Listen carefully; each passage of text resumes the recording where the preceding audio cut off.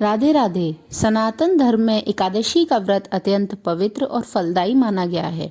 शास्त्रों में कहा गया है कि जो व्यक्ति श्रद्धा और भक्ति से एकादशी का व्रत करता है उसे भगवान विष्णु की विशेष कृपा प्राप्त होती है। आज इस वीडियो में हम जानेंगे एकादशी कब है, इसका महत्व क्या है, व्रत कब करें, पारण कब और कैसे करें, एकादशी की व्रत कथा आदि। ओम नमो भगवते वासुदेवाय। बहुत समय पहले की बात है। ज्येष्ठ मास की प्रचंड गर्मी अपने चरम पर थी।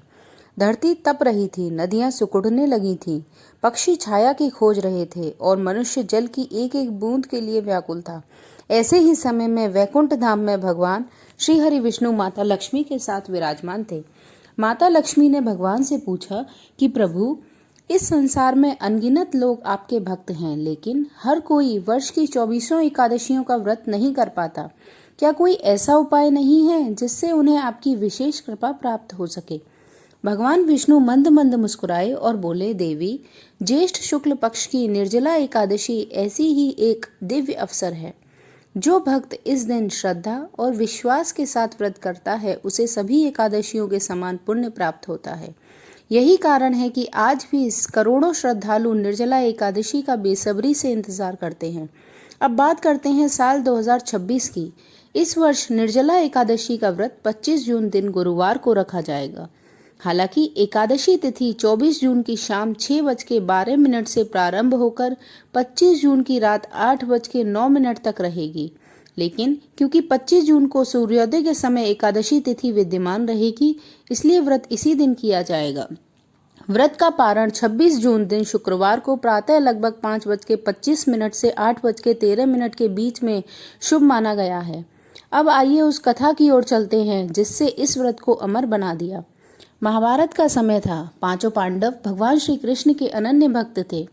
माता कुंती, द्रौपदी और अन्य सभी प्रत्येक एकादशी का व्रत रखते थे।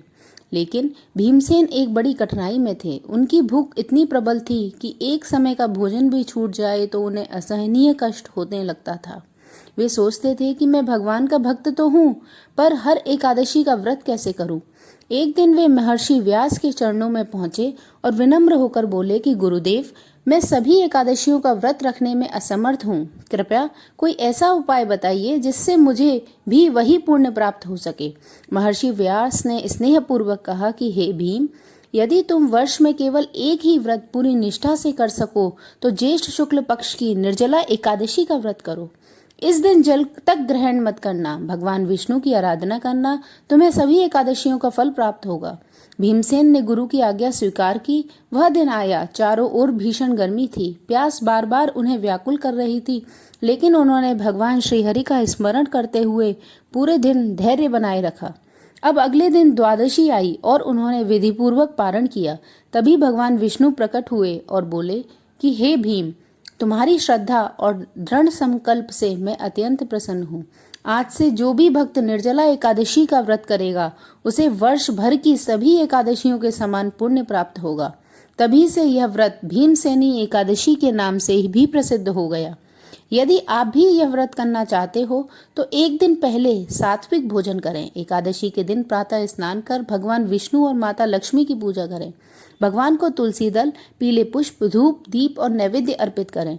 पूरे दिन ओम नमो भगवते वासुदेवाय मंत्र का जाप करें, विष्णु सहस्रनाम या गीता का पाठ करें और अपनी सामर्थ्य के अनुसार निर्जला व्रत का पालन करें।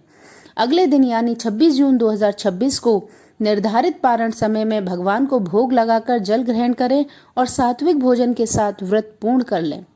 कहते हैं कि निर्जला एकादशी केवल उपवास का पर्व नहीं बल्कि आत्मसंयम, विश्वास और भगवान विष्णु के प्रति पूर्ण समर्पण का उत्साह है। जो भक्त सच्चे मन से यह व्रत करता है उसके जीवन में सुख, शांति, समृद्धि और आध्यात्मिक उन्नति का मार्ग प्रशस्त होता है। आइए इस पावन अवसर पर हम सभी भगवान श्रीहरि से यही प्रार्थना करें कि हे नारायण, जैसे आपने भीमसेन पर अपनी कृपा बरसाई वैसे ही हम सभी पर भी अपनी असीम कृपा बनाए रखें।